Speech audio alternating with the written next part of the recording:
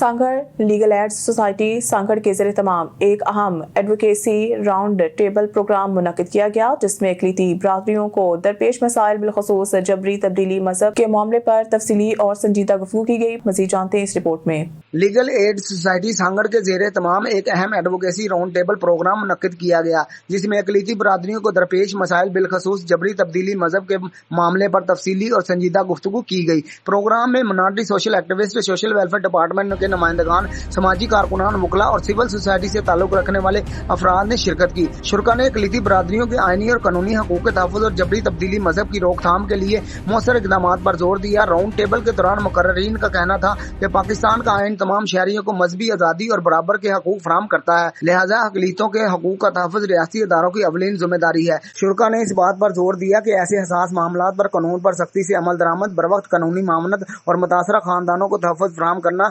नागुज़ीर है। इजलास में इस अमर पर भी इतफाक किया गया कि इकलीती बरादरियों में कानूनी आगाही बढ़ाने, मुतल्लिक़ा अदारों के दरमियान रवाबत मजबूत बनाने और सिविल सोसाइटी के किरदार को फाल करने की जरूरत है, ताकि किसी भी नाखुशगवार वाक़े की सूरत में फौरी और मौसर कार्रवाई मुमकिन हो सके। शुरा का कहना था कि बैनुल मज़ाहब हम-आहंगी, बर्दाश्त और रवादारी को फ़रोग़ देना वक्त की अहम ज़रूरत है। इस मकसद के लिए तलीमी इदारों, मजहबी रहनुमाओं और समाजी तंजीमों को अपना मौसर किरदार अदा करना होगा। प्रोग्राम के इख्तिताम पर शुरा ने इस अज़म का इजहार किया कि अक़लियती बरादरियों के हकूक़ के तहफ़्फ़ुज़ और जबरी तब्दीली मजहब जैसे मसाइल के हल के लिए मुश्तरका जद्दोजहद जारी रखी जाएगी और मुतल्लिक़ा फॉर्म्स पर मौसर आवाज़ उठाई जाएगी, ताकि माशरे में इंसाफ, मसावात और हम-आहंगी को फ़रोग़ दिया जा सके।